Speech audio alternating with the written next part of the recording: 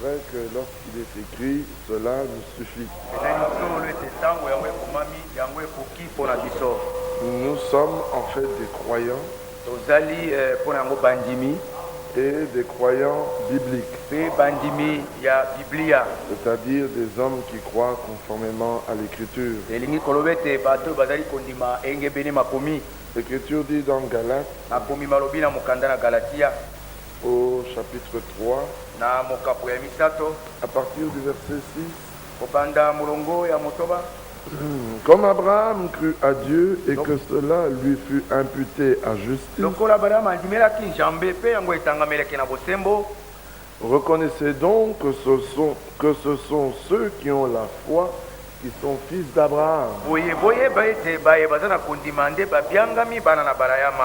Aussi l'Écriture prévoyant que Dieu justifierait les païens par la foi, a d'avance annoncé cette bonne nouvelle à Abraham. Toutes les nations seront bénies en toi. Ainsi ceux qui croient sont bénis avec Abraham le croyant. Il n'est pas dit avec Abraham l'hébreu, Abraham le circoncis ou l'Abraham l'incirconcis, mais il est parlé d'Abraham le croyant. Et vous voyez que ça avait commencé par Abraham crut à Dieu. Et il est terminé avec ainsi ceux qui croient sont bénis avec Abraham le croyant. L'Écriture dit dans 1 Pierre,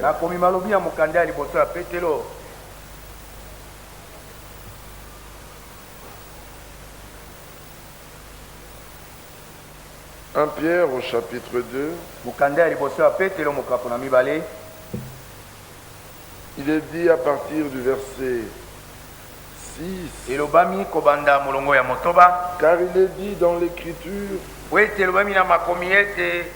voici je mets en Sion une pierre angulaire, choisie, précieuse, et celui qui croit en elle ne sera point confus. L'honneur est donc pour vous qui croyez. Mais pour les incrédules, la pierre qu'ont rejetée ceux qui bâtissaient est devenue la principale de l'angle. Et cette pierre qui était une pierre précieuse, une pierre choisie, une pierre angulaire, voici qu'elle devient pour eux une pierre d'achoppement et un rocher de scandale. Ils s'y heurtent pour n'avoir pas cru à la parole. Et c'est à cela qu'ils sont destinés. Amen. Donc il s'agit de ceux qui croient. Qui croient quoi? Ce que disent les Écritures. Et de ceux qui ne croient pas. Le problème ne consiste pas à venir écouter la parole. Le problème ne consiste pas à dire j'ai accepté. Le problème consiste à croire. Et en fait, mes frères, croire est une chose très difficile. Il est très difficile de croire comme Dieu le demande. L'homme est toujours prêt à croire comme le dit une religion. Et quand il n'est pas dans une religion, il est prêt à croire voir comme lui-même veut. Alors là, il est prêt à tout juger, se reposant sur l'écriture qui dit que l'homme spirituel juge de tout. Mais la question est d'établir, es-tu spirituel? Si tu te permets de juger de tout, il faut être spirituel. Mais l'homme spirituel ne juge pas selon son entendement. Il ne juge pas selon son entendement. Mais il juge selon la volonté de Dieu. Ça, c'est très important. Parce que parmi les hommes qui viennent écouter la parole, on trouve de tout. Et c'est ça qui est très grave. Dans Jean au chapitre 5, ou plutôt prenons dans le livre d'Ecclésiaste, il y a plusieurs versions qui est donnée de ce passage. Mais nous allons prendre celle qui est sous nos yeux. Il est dit au chapitre 3, verset 11, Dieu fait toutes choses bonnes en son temps. Même il a mis dans le cœur la pensée de l'éternité. Bien que l'homme ne puisse pas saisir l'œuvre que Dieu fait, du commencement jusqu'à la fin. Parmi les hommes qui s'avancent pour écouter la parole, il y a ceux dont la pensée de l'éternité est bel et bien là. En réalité, quand on dit avoir accepté la parole, la suite, c'est-à-dire l'action de la parole dans la vie de cet homme dépend de sa position première. Dans Jean au chapitre 5, au verset 39, nous avons en face de nous des hommes qui disent croire aux Écritures et qui ont en face d'eux la parole faite chair. Vous sondez les Écritures, verset 39, parce que vous pensez avoir en elles la vie éternelle. Ce sont elles qui rendent témoignage de moi. Bien-aimé, sonder l'écriture est une chose très bonne. Il faut le faire. Il faut sonder les écritures. Mais ça ne suffit pas. Cela ne suffit pas. Ah. Après avoir sondé les Écritures, verset 40, et vous ne voulez pas venir à moi pour avoir la vie. Amen. Parce que plusieurs sondent les Écritures. Et que font-ils? Ils reçoivent connaissance sur connaissance. Et nous ne le dirons jamais assez. La connaissance enfle. Le Seigneur Jésus n'est pas venu pour nous donner une religion. Le Seigneur n'est pas venu pour nous donner une connaissance. Regardez, il le dit lui-même dans Jean au chapitre 10.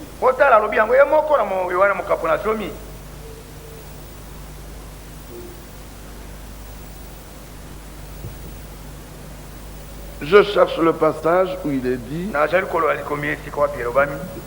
Ah, nous sommes au verset 10. Le voleur ne vient que pour dérober, égorger et détruire. moi je suis venu afin que les brebis aient la vie et qu'elle est en abondance. Il ne s'agit pas de la vie abondante que prêchent certaines dénominations. Non, mais il s'agit d'avoir la vie et la vie en abondance. C'est-à-dire c'est une vie qui est là. Ce n'est pas un filet d'eau. Comme s'il y avait eu une coupure de la régie des eaux. Et vous êtes là devant le robinet attendant. Non, ce n'est pas d'une telle vie que le Seigneur veut. Il veut que nous ayons la vie et la vie en abondance. C'est capital. Ah, ça c'est Amen. Quand il a frappé le rocher, ce n'était pas un filet d'eau qui est sorti. Prenons cela dans les psaumes. Au psaume 78.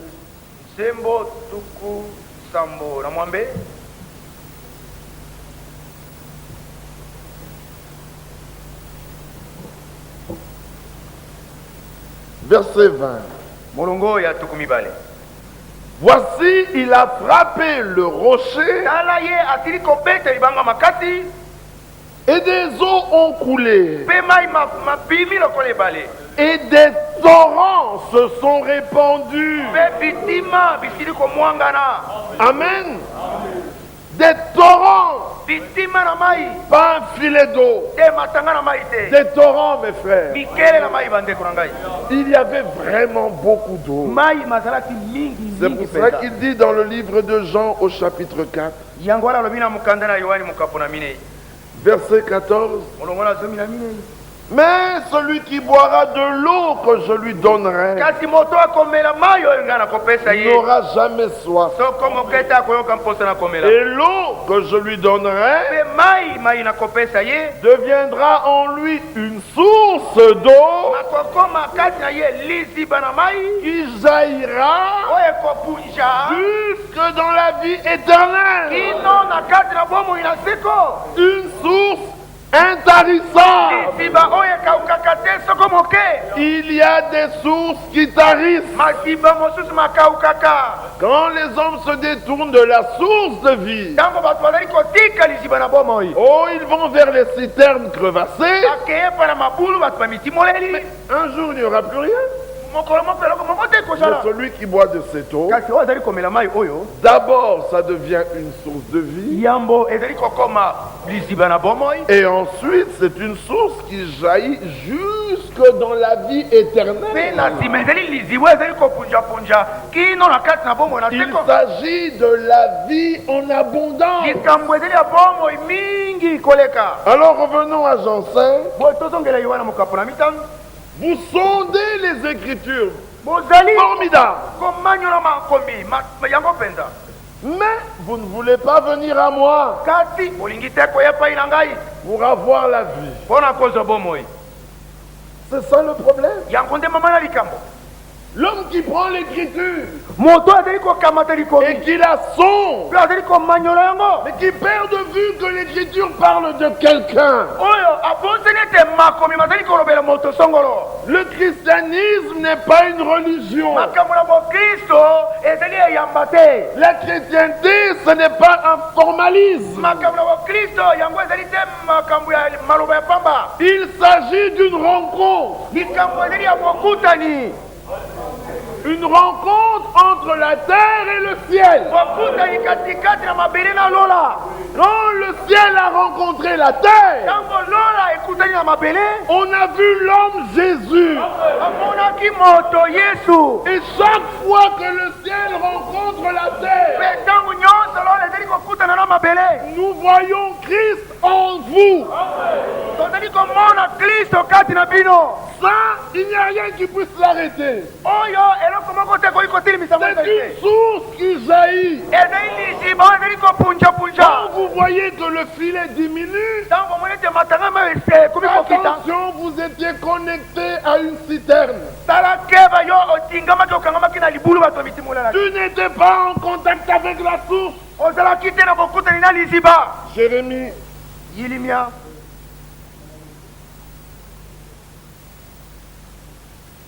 Jérémie.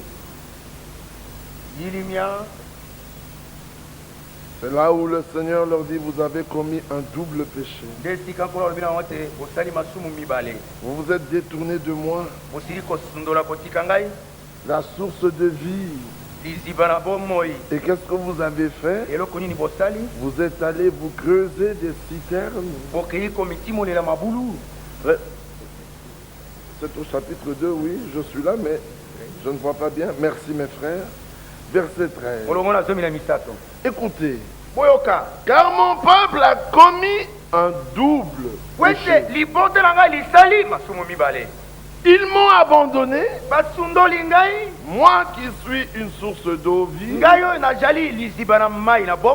pour se creuser des citernes crevassées, qui ne retiennent pas l'eau. Est-ce que vous entendez ça? L'Écriture dit ailleurs, à cause de 3 péchés, et de 3 crimes et de 4 péchés. Un péché, on entraîne toujours un autre. Il est difficile de commettre un seul péché. Quand vous en commettez un, il y a toujours un second qui suit. Il y a un troisième.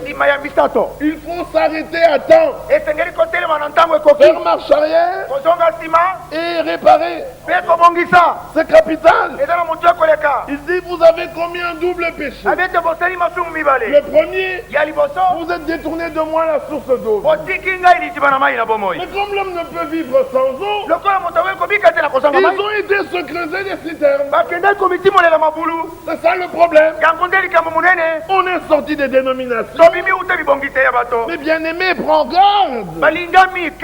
C'est vrai qu'il a été dit que de ce message ne sortira jamais une dénomination. Et alors tout le monde prend cela, alors qu'ils sont déjà une dénomination bien établie. Il dit, de ce message ne sortira jamais une dénomination.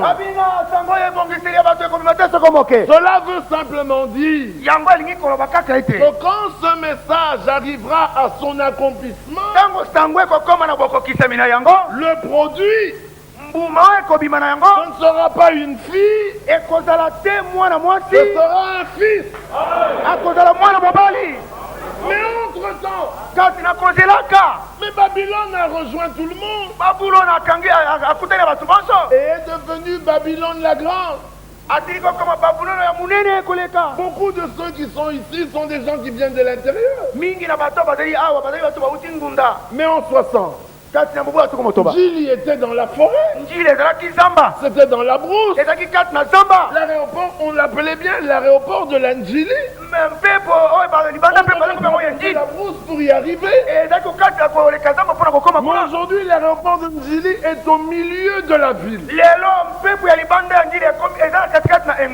Pas ça, mais on était déjà dans le Bandundu. On ne savait même pas que Kibomango pouvait un jour faire partie de Kinshasa. Maluku, n'en parlons pas. C'était loin. C'était très loin. Mais aujourd'hui, c'est en pleine ville. Frère Barélier montrait que les villes grandissent sans que vous vous en rendez compte. Vous trouvez que la ville est déjà trop grande. Vous vous éloignez, vous allez à 10 km. Vous bâtissez votre maison là. Et au bout de quelques années, la ville vous a rejoint. Elle vous a englouti. vous êtes déjà au centre de la ville. Il dit, mais c'est ce qui arrive à certains. Ils sont sortis des dénominations. Parce que le message leur disait, sortez du milieu de mon peuple. Ils sont sortis. Mais au lieu de continuer à marcher, ils sont arrêtés quelque part. Et Babylone a grandi. Et Babylone a tellement grandi que Babylone les a rejoints. Babylone les a engloutis. Ils sont dans Babylone la grande. Et ils continuent à proclamer, sortez du milieu de mon peuple. Alors qu'ils sont dedans. Et alors on dira, de ce message ne sortira jamais une dénomination. Tu peux être ici et tu as déjà ton esprit dénominationnel en toi. Et tu dis, j'attends le retour du Seigneur. Il s'agit du lavage d'eau. Éphésiens 5, 25. Un lavage si profond que tout ce qui n'est point en accord avec la parole tombe. Pour cela, quand tu viens pour écouter la parole, tu dois mourir à toi-même. Quel était le drame des pharisiens? Ils écoutaient la parole avec une connaissance préétablie. Alors tout ce que Jésus prêchait, ils essayaient de mettre ça en accord avec ce que eux croyaient. Et quand ce n'était pas d'accord, ils rejetaient. Quand ce n'était pas d'accord, ils rejetaient. Conséquence, ils n'ont pas pu faire d'expérience. Mais il y en a qui font ça ici. Ils écoutent la parole et ils éprouvent tout par rapport à ce que eux pensent être vrai. Je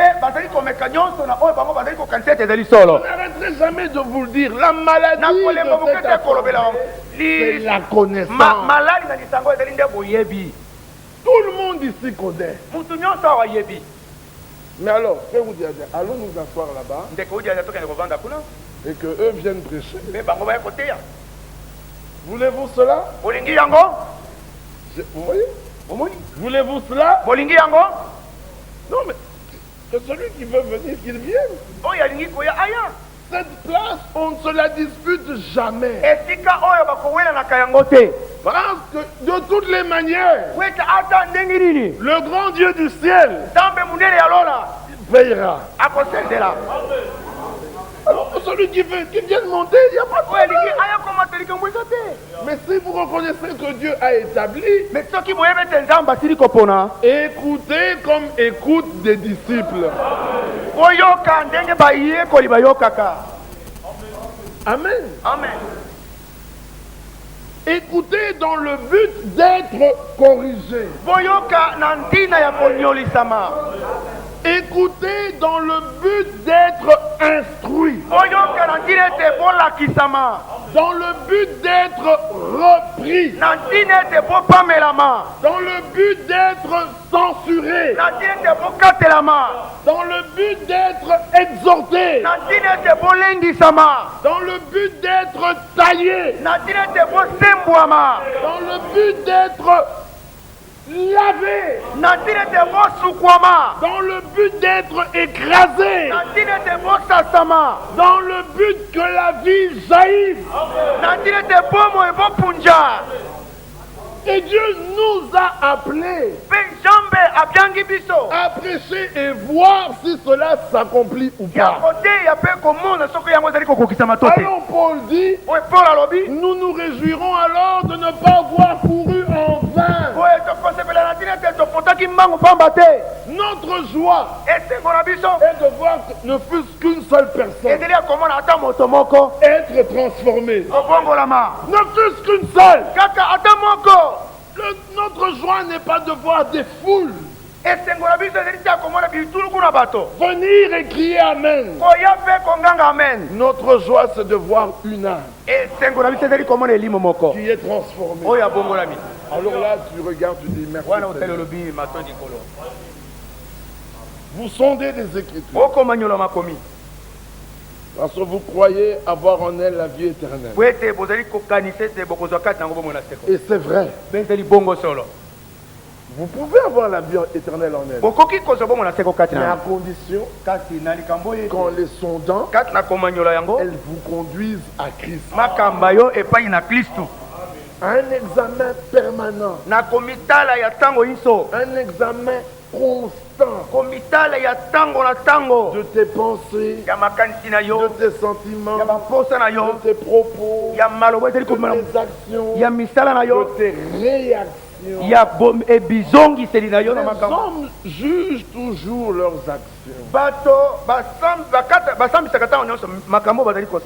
Mais en fait, un véritable chrétien se reconnaît surtout par ses réactions.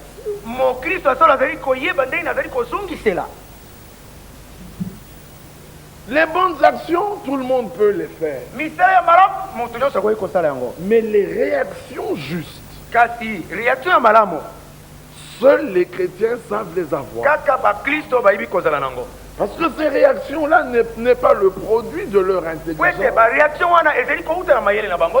C'est le produit d'une vie. Alors le chrétien s'examine par ses actions. On l'examine par ses actions. Mais on l'examine aussi par ses réactions. Mon frère, tant qu'on ne t'a pas insulté, tant qu'on ne t'a pas marché sur les pieds, tant qu'on ne t'a pas bousculé, tant qu'on n'a pas craché sur toi, tant qu'on ne t'a pas écrasé, tant qu'on n'a pas arraché ce qui te revient de droit, mais tu te comporteras bien. Mais quand on va t'écraser, c'est là qu'on verra si tu produis un parfum de bonne odeur.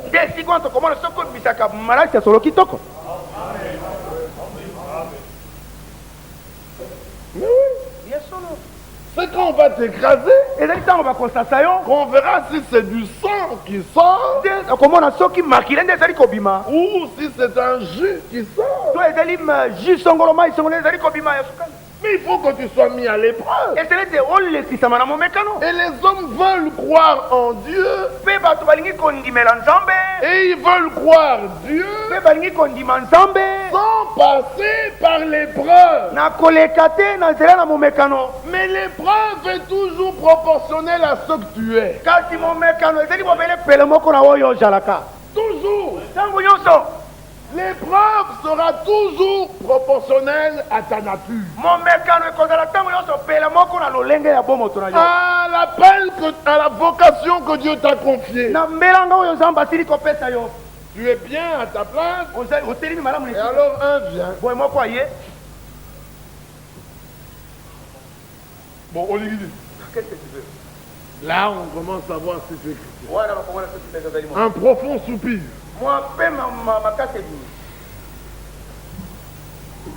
Tu n'es pas encore arrivé. On t'observe. Mais pour sonder, il doit naître à Bethléem.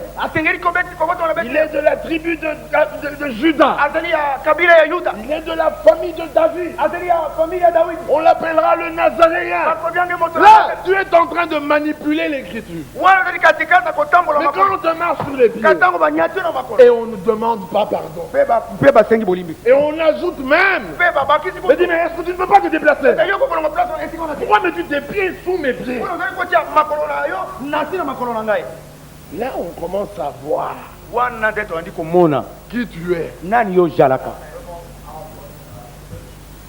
Mais Job est passé lui par un autre type d'épreuve. En un jour, tout c'est bien. Emporté. Le premier messager vient. Les brigands sont passés. Tout est beau. Le deuxième messager. Les nomades sont passés. Tout est brebis. Le troisième messager. Un feu est descendu du ciel. Tous tes enfants. Un quatrième messager. Qui étaient ces messagers? Le Gélec, le Azil, le Gazam et la sauterelle. Ma grande armée que j'ai envoyée contre vous. Où sommes-nous? tozali wapi? Dans Joël 2. Na Yoel mokapona mibale. Mais où sommes-nous? Kasi tozali wapi? Dans Job. Na mukanda na Yobo. De quoi s'agit-il? Likambo ezali nini? Des messagers qui sont venus vers Job. Ya batiki na bayaki pa na Yobo. L'un après l'autre. Moko sima na moko. 4.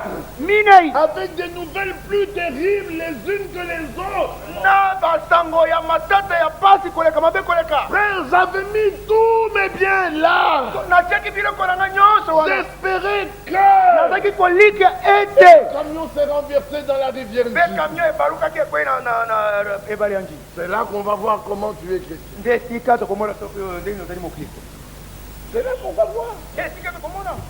Hier, j'ai vu quelque chose de merveilleux. Lobi namonaki eloko moko ya kitoko ya Un kokamwa. de nos frères a été renversé. Moko na bandeko na biso atutamaki na mutuka. Un frère âgé, il a plus de 8 fractures.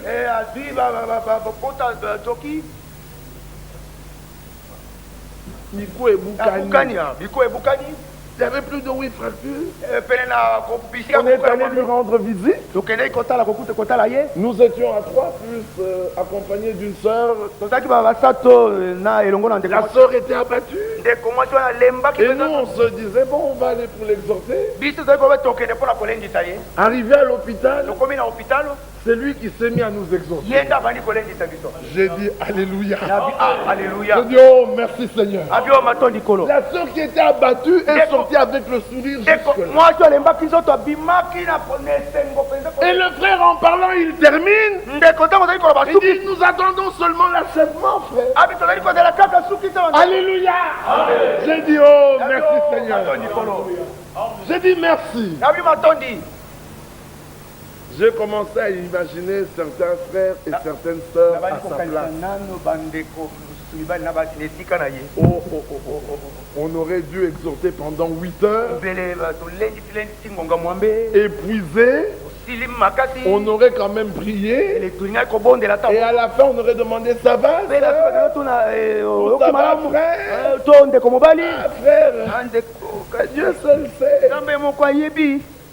Mais lui, j'ai regardé. Ye natalaki. J'ai dit, merci Seigneur. Nabi matondi kolo. Quelle grâce. Ngolu munene poni. Parce qu'on t'a mis dehors, Pwete babwaki basundolo libanda. tu n'as plus de maison, Ozasi na ndako te. toute ta foi s'effondre. Kondima na nyonso enangu epanzani. Mais quel chrétien! Kasi mokristo ndenge nini? On te chasse du service. Babengeli yo euta Tu n'as mosala. plus de travail. Ozasi na mosala te. Toute ta joie disparaît. Esengo na nyonso elimwe. Mais quel chrétien! Mokristo ndenge nini? Tu tombes malade. Okwei malali. Et ça dure des mois et des mois. Eumeli basanza na basanza. Ce n'est que soupir et Ezali kobe gémissement. bileli pe Mais komitungisa. quel chrétien! Mokristo ndenge nini? Que sont passés? Likambo nini? Qu'as-tu reçu? Oyambaki Tu nini? n'as rien reçu. Oyambaki eloko moko te. Parce que s'il y avait une vie, Pwete soki po monsengo ezalaki. c'est la vie qui s'opposerait. Ezali po monde kotelemela. William Branham disait un William jour Branham azali dans une koloba mokolo prédication, moko na kati na liteyo. il dit, ma femme venait de mourir, Abi mwasi anga utaki kokufa. mon enfant était malade, Mwana nanga azalaki na malali. je priais Dieu, Nayi kobondela c'est Nzambe. comme un voile qui tombait, Ezali kola esipele moko et ekwei. ma fille mourut, Mpe mwana nanga mwasi akufaki. une cascade de morts dans ma famille, Bakufa elandani na ndenge j'étais kaka. abattu, Nalembaki et le diable est venu. mpe diable aye. Et il me dit, tu vois, Nalobi nanga omoni. si Dieu était avec Soki Nzambe azalaki elongo na yo. il dit, dans ma pensée, Abi ete na kati ya makanisi na ngai. l'ennemi commençait à me dire, Monguna bandaki koyebisa ngai. mais au fait, Kasi yango penza. c'est alors Nde na ntango wana. que la vie jaillit. Nde bomo ebopunji. C'est une source. Ezali liziba. Dit la vie jaillit. Ye apunjaki. Et j'ai entendu, Mpe nayokaki. qui est celui qui avait fait ceci? Nani oyo asalaki boye? Qui est celui qui avait fait cela? Nani oyo asalaki boye? Qui est celui qui a fait ceci? Nani oyo asalaki boye? Mais tout qu'on vous revient de ceux qui aiment Dieu. Nyonso eri mpona kolanga oyo balingi Nzambe. Derrière de moi, Satan. Nalobi zonga nsima nanga satana. Parce que la vie était là. Po ete bomoi bozalaki wana. C'est une source. Ezalaki liziba. Quand il n'y a pas une source, Soki ezali liziba te. tu tombes. Okwei. Et regardez ces hommes Mpe botala bato. dans Jean 5 Na Yohani mokapo na qui biso. sondaient l'écriture. Oyo bazalaki koma nyolo makomi. Alors le Seigneur Jésus leur dit, au verset 41, je ne tire pas ma gloire des hommes, mais je sais que vous n'avez point en vous l'amour de Dieu.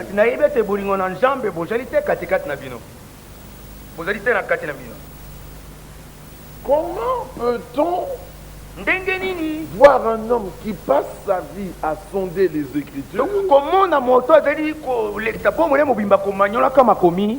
et la Bible dit tu n'as point l'amour de Dieu en toi.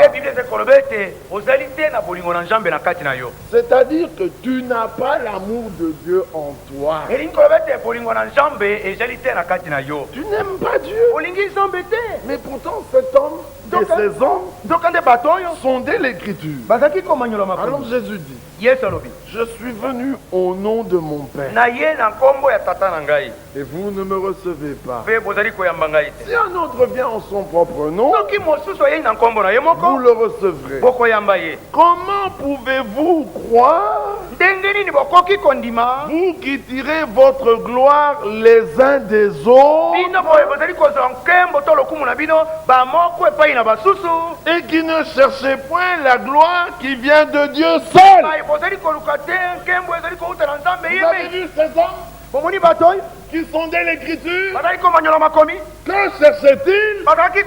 La gloire qui vient des hommes. Conséquent, la parole n'a plus rien produit en eux. C'était la connaissance. Et ils ont commencé à dire au Seigneur, nous avons Moïse. Nous savons que Dieu a parlé à Moïse. Mais toi, pourquoi? Ils avaient les Écritures, mais ils cherchaient quelque chose d'autre que la vie éternelle. Ils cherchaient la gloire qui vient des hommes. Un chapitre plus loin, Jean 6, les hommes ayant vu que Jésus n'était plus là, verset 24, les gens de la foule, ayant vu que ni Jésus ni ses disciples n'étaient là, montèrent eux-mêmes dans des barques et allèrent à Capernaum à la recherche de Jésus. Voici que ceux-ci vont à la recherche de Jésus. Verset 25. Et l'ayant trouvé au-delà de la mer, il lui dit, Rabbi, quand es-tu venu ici? Jésus leur répondit, en vérité, je vous le dis, vous me cherchez, non parce que vous avez vu des miracles, mais parce que vous avez mangé des pains et que vous avez été rassasiés. Regardez ce groupe. Un autre groupe qui suit Jésus. Le premier sondait les Écritures pour la gloire des hommes et ne voulait pas aller au Seigneur. Mais le deuxième a suivi le Seigneur. Ils ne l'ont pas vu. Ils ont traversé le lac, la mer. Il dit, mais maître, quand es-tu venu ici? Mais Jésus qui savait ce qu'il y avait dans l'homme leur dit, ce n'est même pas à cause des miracles, c'est parce que vous avez mangé des pains et du poisson et que vous avez été rassasiés. Regardez la réaction. Travaillez non pour la nourriture qui périt, mais pour celle qui subsiste pour la vie éternelle,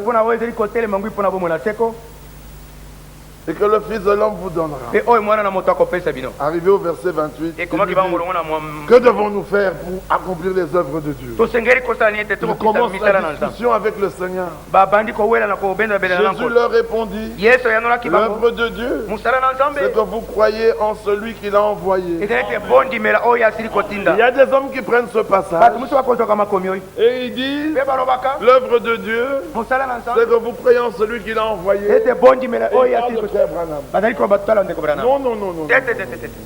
Jean 17, 3. La vie éternelle. Disons. Parce qu'il est bon qu'on lise. Or, la vie éternelle, c'est qu'ils te connaissent, toi, le seul vrai Dieu,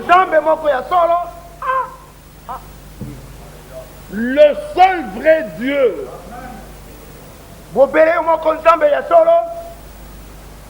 et celui que tu as envoyé,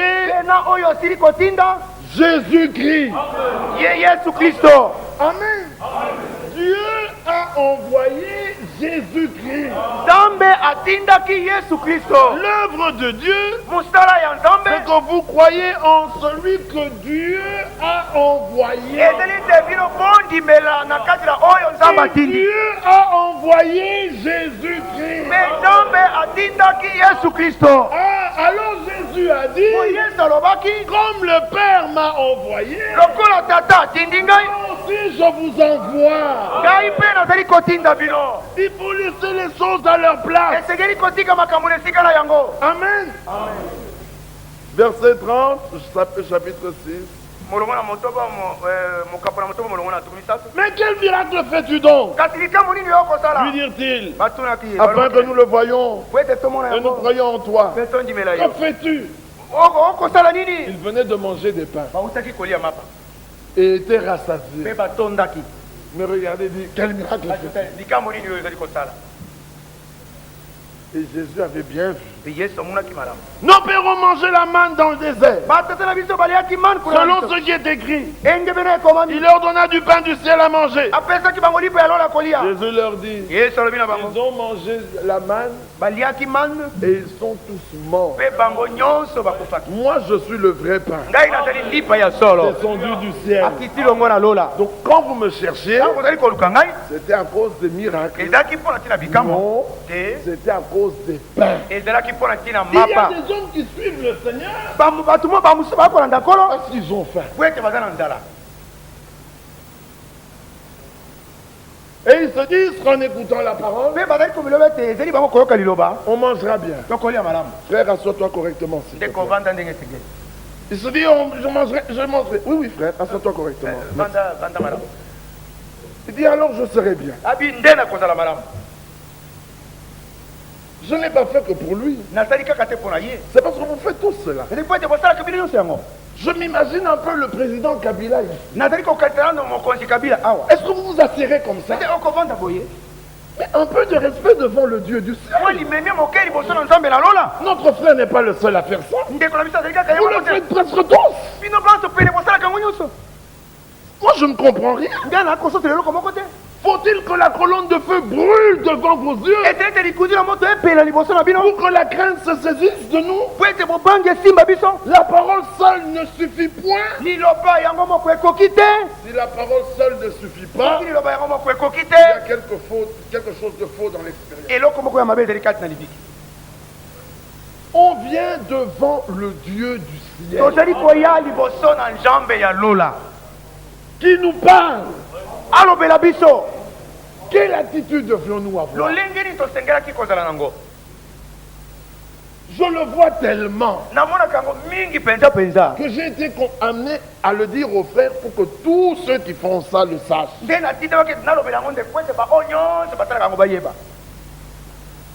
Continuons notre sujet. Vous avez bien reçu la remarque. Amen. Amen. C'est pour votre bien que nous faisons. Mon plaisir n'est pas de vous voir assis dans les chaises. Mon plaisir, c'est qu'un jour nous nous retrouvions tous lorsque Christ apparaîtra. Si pour cela il faut qu'on utilise un peu l'épée, vous savez que la parole est terrible. Tantôt elle est une semence. Alors quand tu as faim, on te donne la semence. Tu manges. Oh merci Seigneur. Mais 2 minutes après, la même parole devient un marteau. Alors là, elle tombe sur toutes les images babyloniennes. Quand il y a un peu de Babylone en toi, ça fait mal. 2 secondes après, la même parole devient de l'eau. Et tu te laves, et tu bois. Mais 2 minutes après, elle devient une épée. Alors une épée, quand on la sort, elle blesse.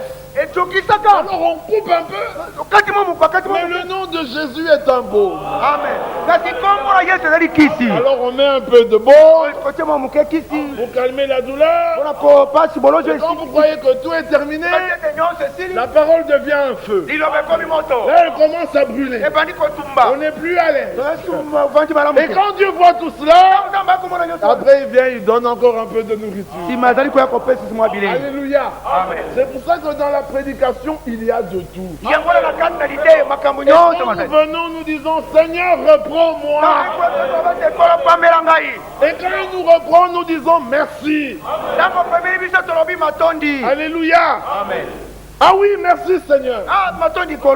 Comme Pierre, nous disons, mais où irions-nous? Tu as les paroles de la vie éternelle. Si tu me reprends devant tout le monde, j'accepte. Amen. Alors nous voyons que le premier groupe cherchait la gloire. Le deuxième, que cherchait-il? La nourriture. Mais il y a un autre groupe. Il y a toujours des différents groupes. Dans Actes, au chapitre 24,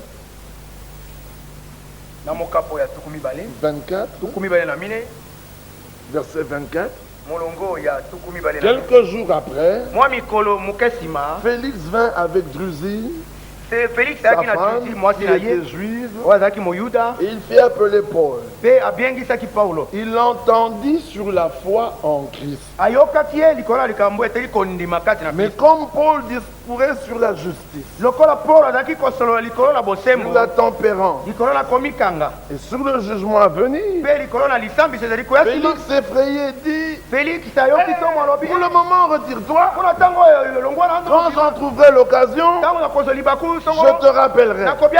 Il espérait en même temps que Paul lui donnerait de l'argent. Aussi l'envoyait-il chercher assez fréquemment pour s'entretenir avec lui. Regardez que cet homme, quand il faisait venir Paul pour l'écouter, son but n'était pas la vie éternelle. Il espérait que Paul lui donnerait de l'argent. C'est comme ça qu'il y a des foules qui viennent écouter la parole. Regardez-les dans les stades et en différents lieux.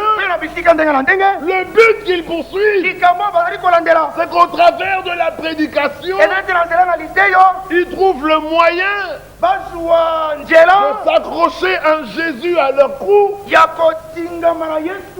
qu'ils mettent un Jésus à leur cou,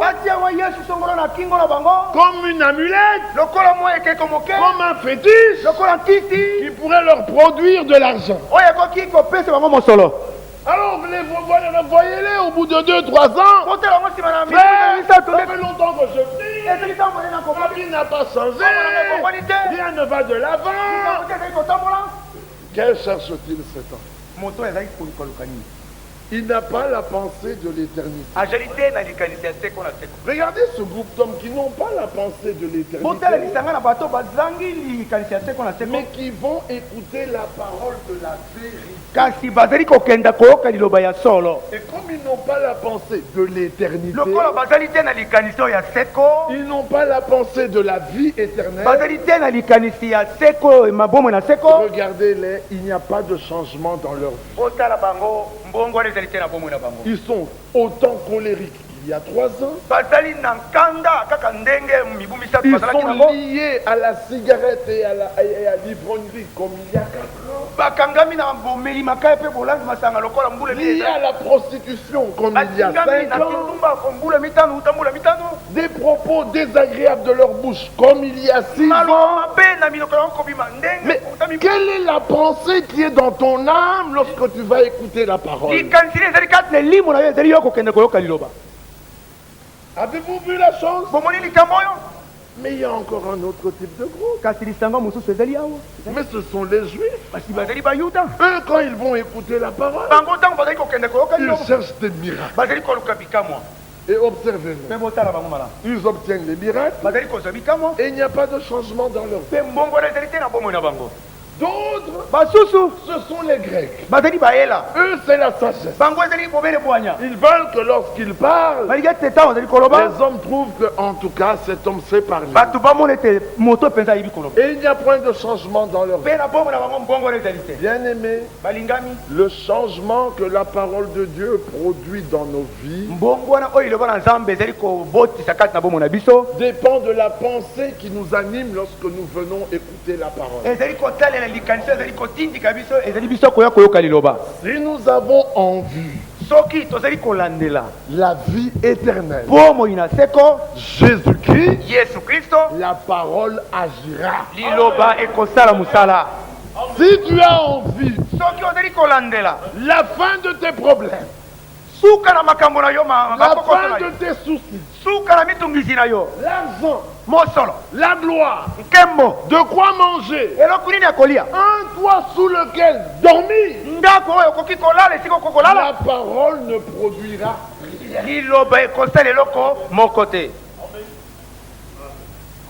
Et on verra cet homme toujours le même. Et on va se demander, mais que se passe-t-il? Après tant d'années, pourtant la parole est agissante, elle est vivante, elle est efficace, elle est tranchante, elle est pénétrante, jusqu'à séparer les sentiments des pensées. Elle pénètre jusqu'à séparer la moelle des jointures. Mais la parole est vivante, elle est réelle. Mais que se passe-t-il alors? C'est la terre. La terre dans laquelle la parole tombe. Si elle tombe dans une terre au bord de la route, la Bible dit, le diable vient et enlève du cœur de l'homme la parole qu'il n'a pas comprise. Mais l'autre, ça tombe dans une terre rocailleuse. Je voudrais quand même qu'on lise cela, parce qu'il est bon de lire. Jean 13. Regardez, verset 19. À partir du verset 18. Vous donc écoutez ce que signifie la parabole du semeur.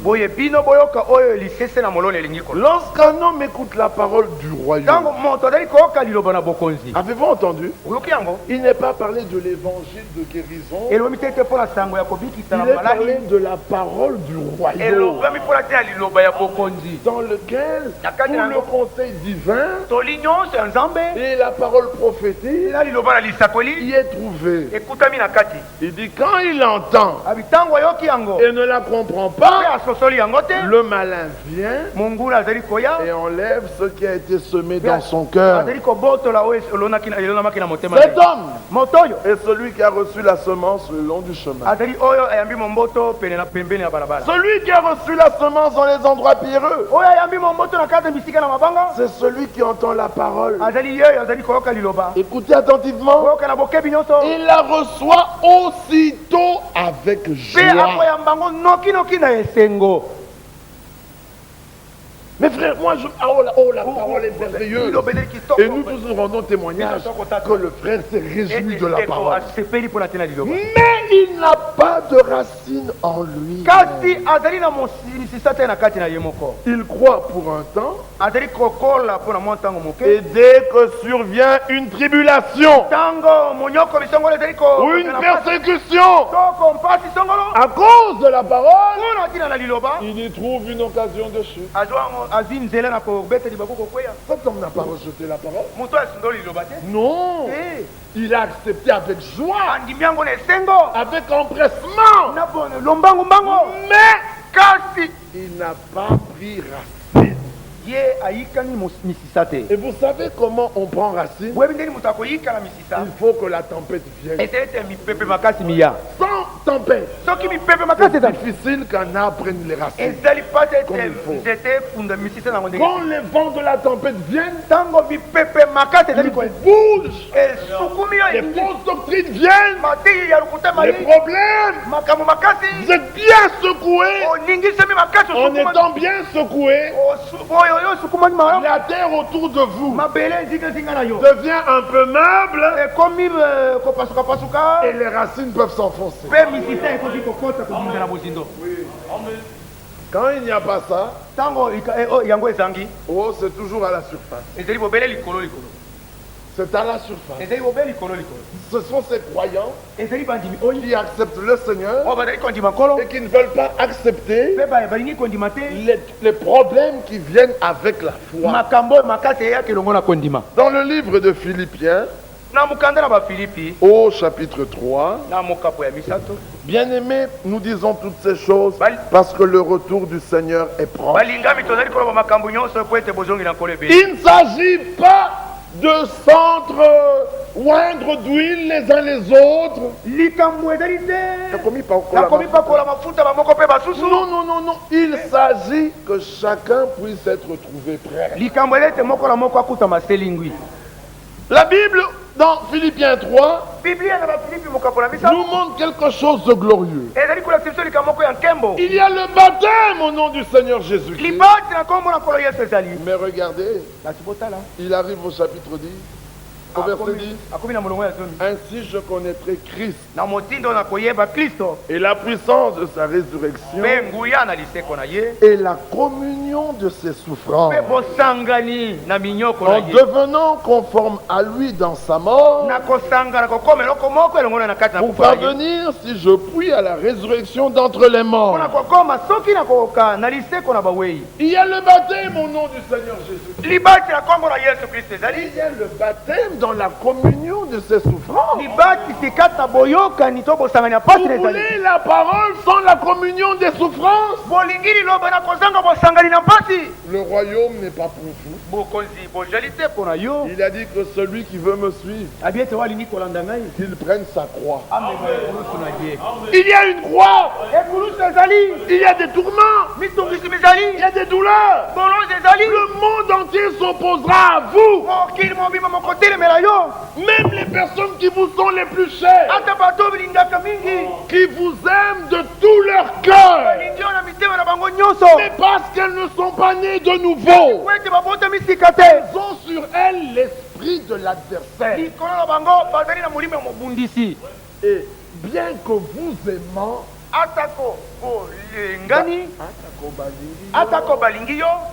les choses qu'elles diront, les actes qu'elles poseront, sera toujours dans le but de vous éloigner de la parole. Même si ça semble être de bons conseils. Mais il n'est pas né de nouveau. Quel est l'esprit qu'il a né?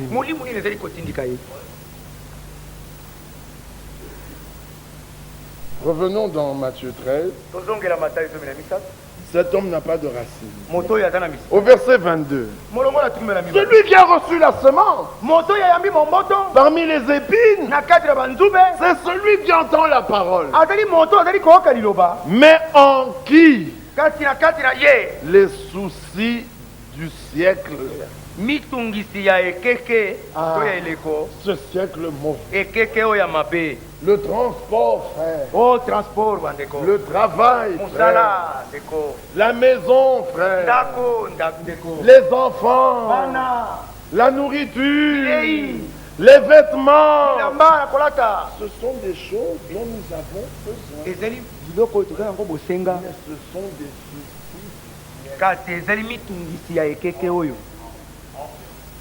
Cet homme a entendu la parole, mais il est tombé dans ces choses-là. À l'heure d'écouter la parole, la voici au marché. À l'heure d'écouter la parole, le voici qui va vendre ses histoires.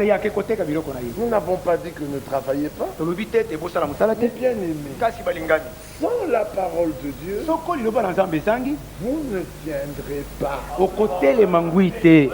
Et tout ce que le diable veut, c'est vous placer dans la situation où vous ne pourrez plus écouter la parole. Regardez dans le naturel. Tu te réveilles le matin, tu n'as pas pris ton petit déjeuner, tu es fort. À midi, on te rencontre. Tu dis, frère, moi, je ne prends jamais le petit déjeuner. Et tu travailles, c'est fort. À 15h, on te trouve. Dis, frère, moi, la faim, je sais supporter. 19h. Oh, mes frères, moi, c'est pas un problème. Il y en a qui ne tiennent pas. Il y en a qui tiennent un jour. Et puis 2 jours. Et puis 3 jours. Puis le 4e jour, il commence à avoir des visions. Les yeux commencent à voir des étoiles. Alors, vous le voyez qui fait.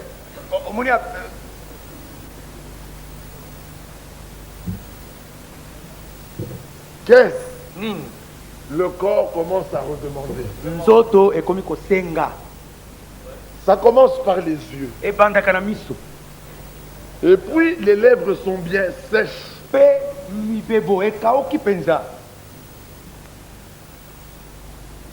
Mais tu étais fort. Et puis après, vous lui donnez quelque chose à soulever. Il dit, frère, je suis fatigué. Les bras ont suivi. Mais après, ce sont les genoux. Les genoux commencent à s'entrechoquer. Pourquoi? Le corps redemande. Après, l'estomac commence à se tordre. Et vous voyez cet homme. Il y en a qui tombent malades, vous savez. Et puis quand vous lui donnez un peu de nourriture, il se repose un peu, les maux de tête disparaissent, les visions disparaissent, les genoux qui s'entrechoquent disparaissent, les lèvres sèches disparaissent. Ça c'est dans le naturel. Et dans le spirituel, c'est exactement la même chose. Un jour sans écouter la parole, il est bien. Il dit, frère, je suis avec vous, frère. Même si vous ne m'avez pas vu, je suis avec vous. Par quel phénomène es-tu avec nous?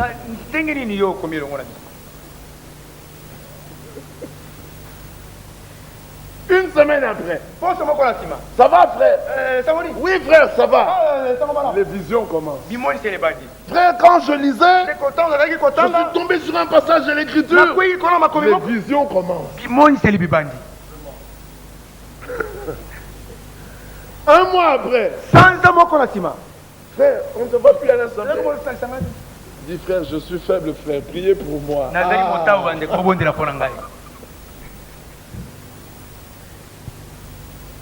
Vous croyez que vous pouvez résister? Bien aimé, Dieu, quand il a créé le monde, puis quand il a créé Adam, il a mis derrière la protection de la parole. Il savait que hors de la parole, Adam ne tiendrait pas.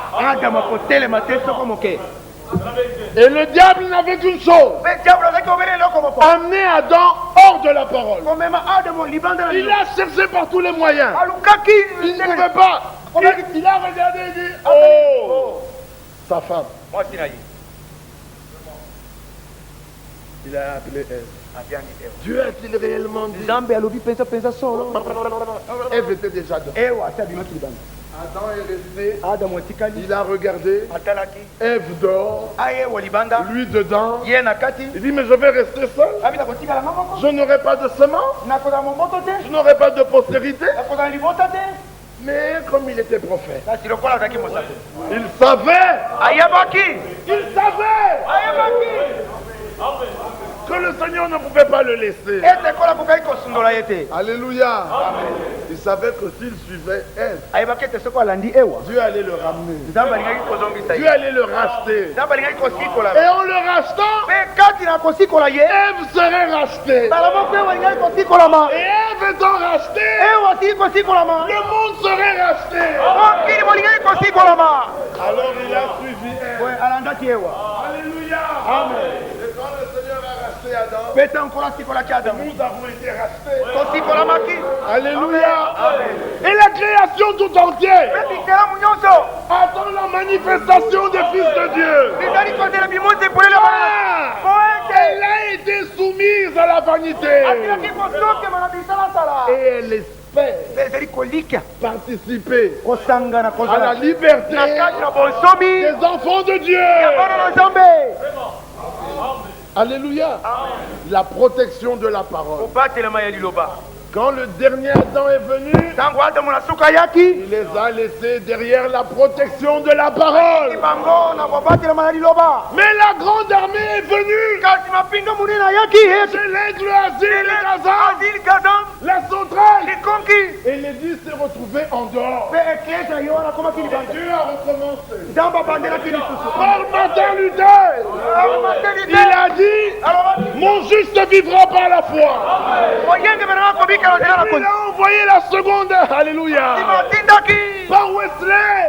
Il dit rechercher la sanctification par laquelle personne ne verra le Seigneur. Par la Pentecôte, il a envoyé le retour des dons. Et quand les dons étaient rentrés, il a regardé, il a dit maintenant je restaurerai. L'église va se tenir comme elle était au commencement. La même vie.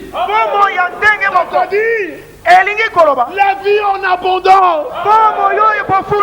Alléluia. Amen. La même vie. La présence du Seigneur vivant. Le message de l'heure. Et l'identification à Jésus-Christ.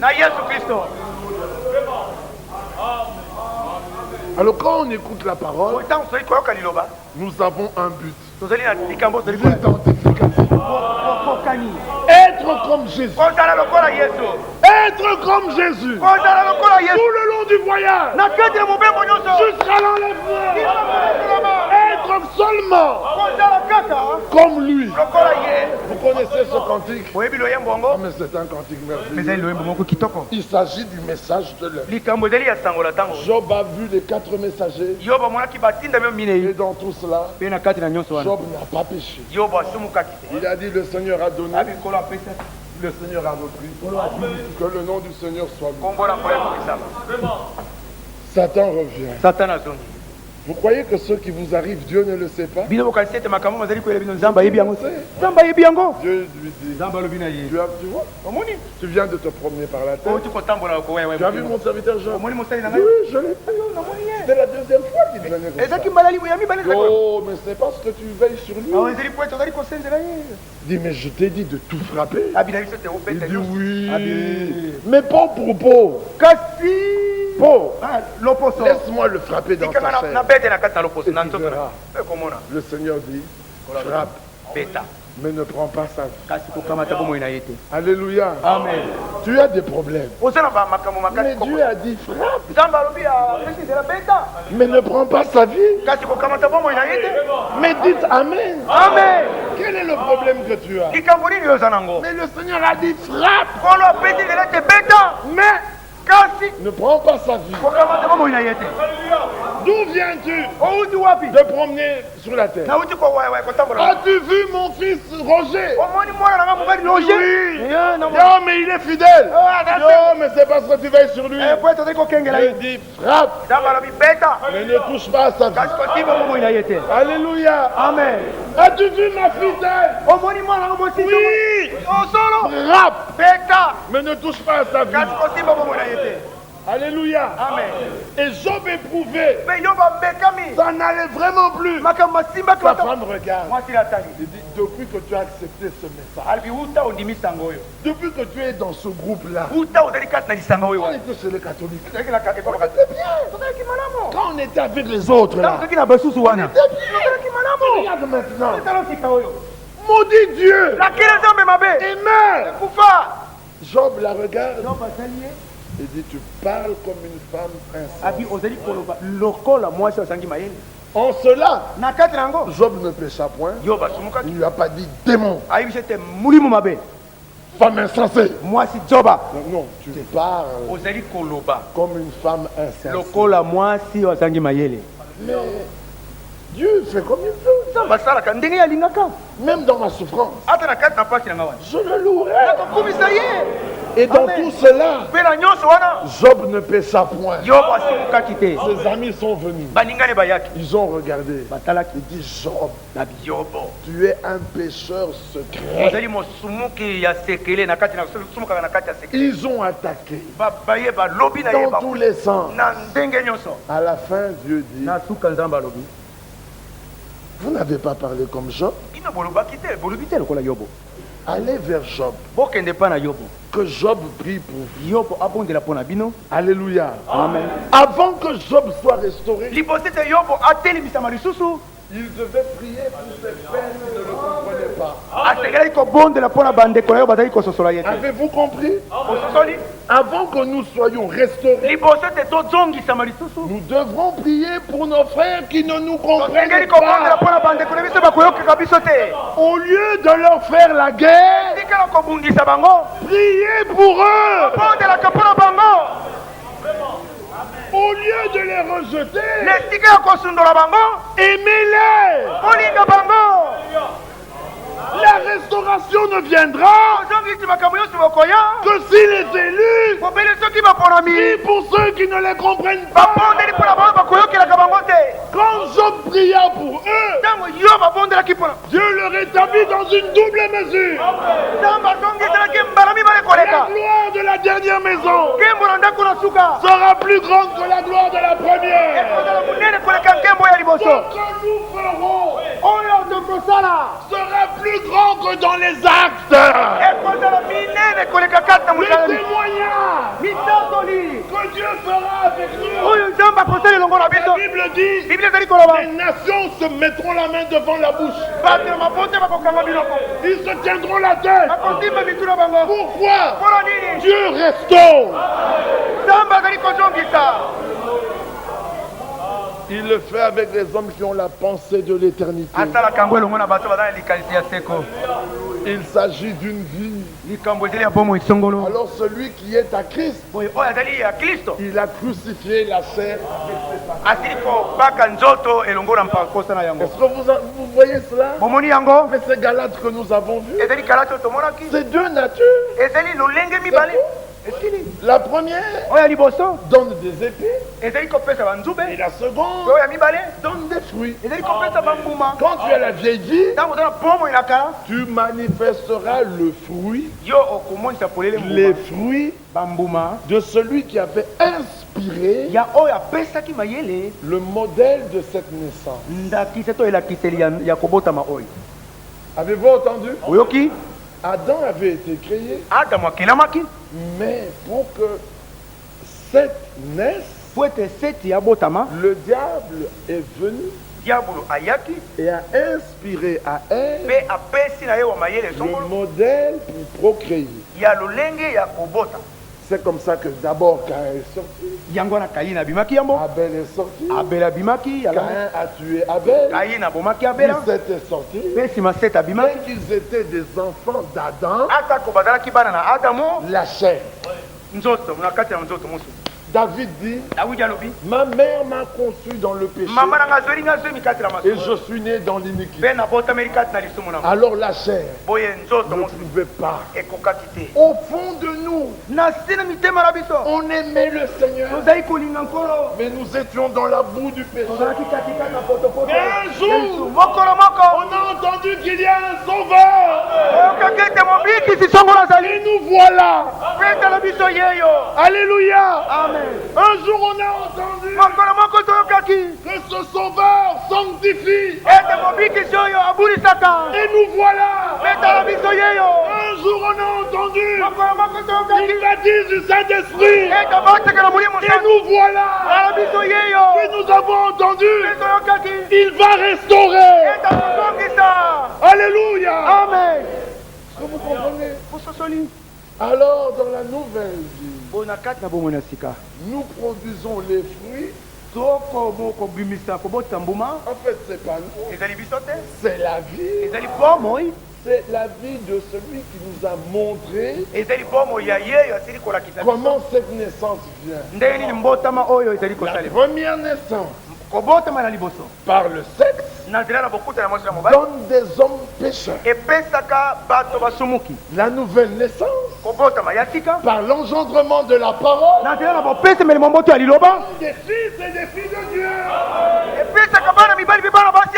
Alors l'Écriture dit, mais les fruits de l'esprit, mais ils sont manifestes. Si l'esprit est là, on verra ses fruits. Les fruits de la chair. Mais ils sont aussi manifestes. Ils sont là. La clameur, les disputes, les querelles, la débauche. Mais la liste est connue. Et la Bible dit tous ceux qui font ces choses. En d'autres termes, tous ceux qui ne sont pas nés de nous n'hériteront pas du royaume. Car la corruption, l'ibébi, ne peut pas hériter de l'incorruptibilité. Est-ce que nous comprenons la chose? Alors étant né de nouveau, notre désir, vous savez, dans une famille, on a toujours un grand frère auquel on est bien ressemblé. C'est comme ça dans les familles. Nous aussi dans notre famille, nous avons un grand frère, un premier-né. Nous voulons lui ressembler. Ce qui est particulier, c'est que et les femmes et les hommes aiment ressembler à ce grand frère. Alléluia. Alors, ce que vous êtes représente l'image de celui à qui vous voulez ressembler. Maintenant, toi-même, examine-toi. Si tu passes ta vie à vouloir te pavaner comme un paon, on voit bien à qui tu veux ressembler.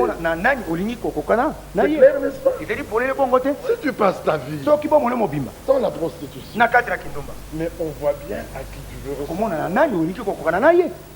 Si tu passes ta vie dans la colère, on ne joue pas avec toi. On voit bien à qui tu veux ressembler. Mais si ta vie est celle d'un agneau, on voit aussi à qui tu veux ressembler. Et je dirais même plus, on voit quelle est la vie qui a été injectée en toi. Dans la stature de l'homme parfait, Frère Branham dit, mais prenez un homme, videz-le de son sang, tout son sang, et il va mourir. Puis prenez le sang de Jésus et injectez-le. Et regardez comment il va produire la foi, la vertu, c'est une vie.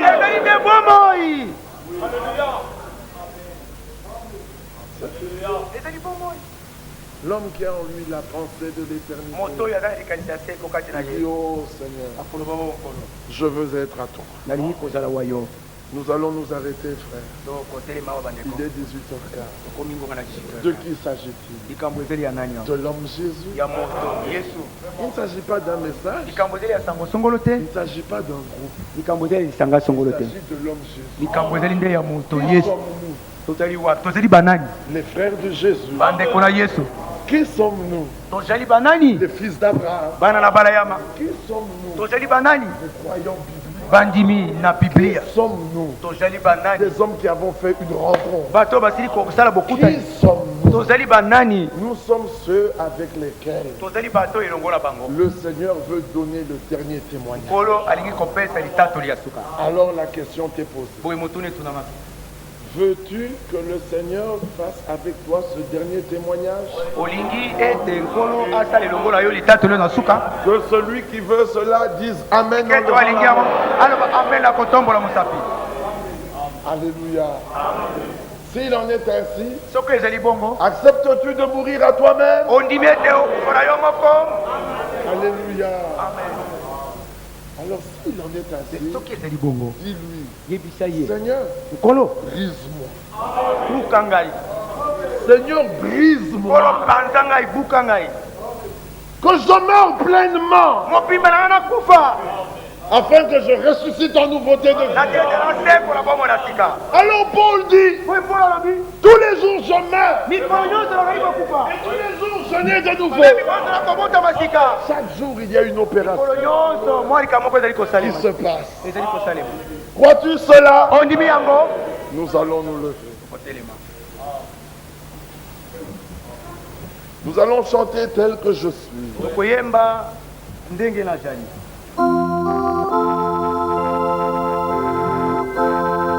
Oui, mon frère. Il s'agit de toi. Il s'agit de ta vie.